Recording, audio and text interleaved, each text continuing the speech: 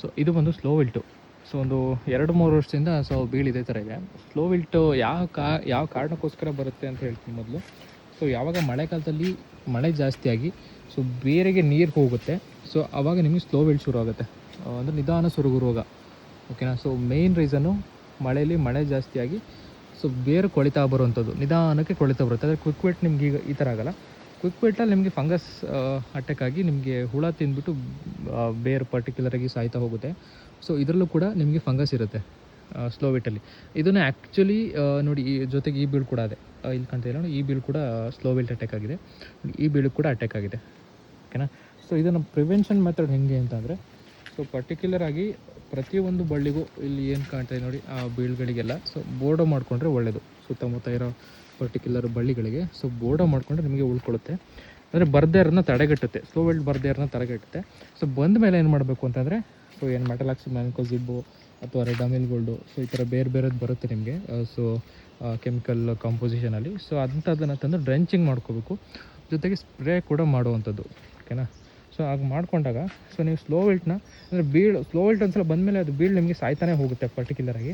So ಸಾಯ್ತಾನೆ ಹೋದಾಗ ನೀವು ಅದನ್ನು ರಿಕವರಿ ಮಾಡ್ಕೋದ್ಬಿಟ್ರೆ ಸೊ ಕಂಪ್ಲೀಟಾಗಿ ನೀವು ಬೀಳನ್ನ ಸೊ ಈ ಥರ ಟರ್ನ್ ಮಾಡೋದು ಕಷ್ಟ. ಅಂದರೆ ಫುಲ್ಲು ಗ್ರೀನಿಶ್ ಆಗಿ ಟರ್ನ್ ಮಾಡೋದು ನಿಮಗೆ ಕಷ್ಟ ಆಗುತ್ತೆ ಒಂದು ಸಲ ಸ್ಲೋ ವಿಲ್ಟ್ ಬಂದ ಮೇಲೆ. ಸೊ ಬರೋದನ್ನು ತಡೆಗಟ್ಕೊಂಡ್ರೆ ಒಳ್ಳೆಯದು. ನೋಡಿ ಕಾಣ್ತೀನಿ ನೋಡಿ, ಸೊ ಇವೆರಡು ಬೀಳು ಸೊ ಸ್ಲೋ ವಿಲ್ಟ್ ಬಂದಿದೆ.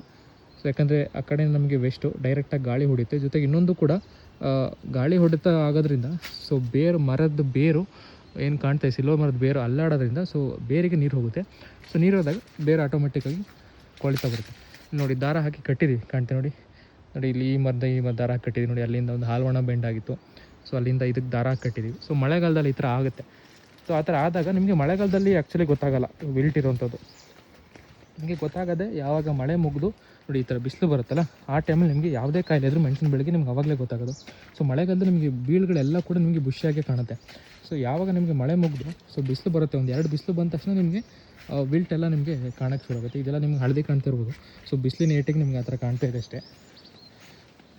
ಇಲ್ಲ ನಾನೊಂದು ಬಳ್ಳಿ ತೋರಿಸ್ತೀನಿ ನೋಡಿ, ಇದು ಕೂಡ ವಿಲ್ಟ್ ಬಂದಿರೋದು. ಏನಕ್ಕೆ ನೋಡಿ, ಮರ ಬಗ್ಗಿದೆ, ಕಾಣ್ತಾ ಇಲ್ಲ ನೋಡಿ. ಸಿಲ್ವರ್ ಮರ ಸ್ಟ್ರೈಟ್ ಇರಬೇಕಿತ್ತು, ಸೊ ಬಗ್ಗು ಹೋಗಿದೆ. ಹಾಗಾಗಿ ನಿಮ್ಗೆ ಇದಕ್ಕೂ ಕೂಡ ವಿಲ್ಟ್ ಅಟ್ಯಾಕ್ ಆಗಿದೆ.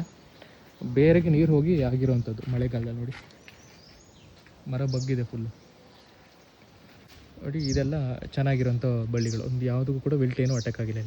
ಕಾಣ್ತಾ ಇಲ್ಲ ನೋಡಿ, ಇಲ್ಲಿ ಎಲ್ಲ ಈ ಬೀಳುಗಳಿಗೆ ಒಂದು 25-30 ವರ್ಷ ಏಜ್ ಆಗಿದೆ. ಕಾಣ್ತಾ ಇರೋ ದೊಡ್ಡ ದೊಡ್ಡ ಬೀಳುಗಳಿಗೆ. ಇಲ್ಲಿ ಒಳಗಡೆ ಎಲ್ಲ ಇದೆಯಲ್ಲ ಅದಕ್ಕೆ.